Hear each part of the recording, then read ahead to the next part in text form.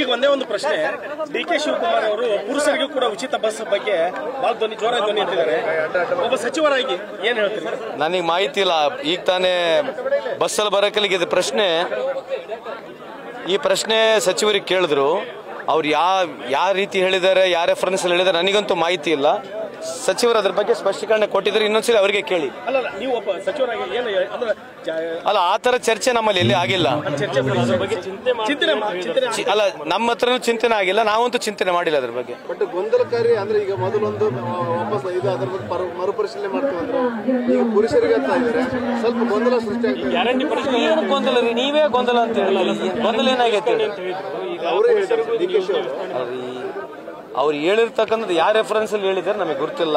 ನೀವು ಗೊಂದಲ ಅಂತ ಯಾಕೆ ಹೇಳ್ತೀರಿ? ಕ್ಲಾರಿಫಿಕೇಶನ್ ಕೊಡ್ತೀವಿ. ನಮ್ಮ ಕಾರ್ಯಕ್ರಮಗಳು ಎಲ್ಲ ಕಾರ್ಯಕ್ರಮ 5 ಕಾರ್ಯಕ್ರಮ ಯಾವುದೂ ನಿಂದಿರೋದಿಲ್ಲ.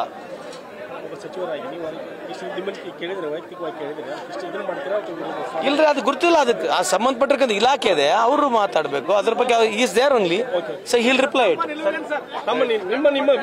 ಅದೇ ನಮ್ಮ ನಿಲುವು, ಸರ್ಕಾರ ನಿಲುವು, ನನ್ನ ನಿಲುವು ಇರ್ತದೆ. ವೈಯಕ್ತಿಕ ನಿಲುವು ಎಲ್ಲಿಂದ ನಮ್ದು? ಅಪ್ರಾಪ್ತ ಬಾಲಕಿಯನ್ನು ಚುನಾಯಿಸಿದ್ದು CCTV ವಿಡಿಯೋ ವರೆಗೆ ಇಷ್ಟು ದಿನ ನಾವು ಬೆಂಗಳೂರು, ದೆಹಲಿ ಈ ಮಟ್ಟದಲ್ಲಿ ಬೆಂಗಳೂರು ನೋಡಿ ಆ ಹುಡುಗನ ಚುನಾಯಿಸ್ತಾರೆ. CCTV ವಿಡಿಯೋ ಅಪ್ರಾಪ್ತ ಬಾಲಕಿ ನನಗೆ ಗೊತ್ತಿಲ್ಲ. ಬಲ್ಲ ಈ ಥರದ್ದು ನೀವು ನೋಡಿದಿರಿ.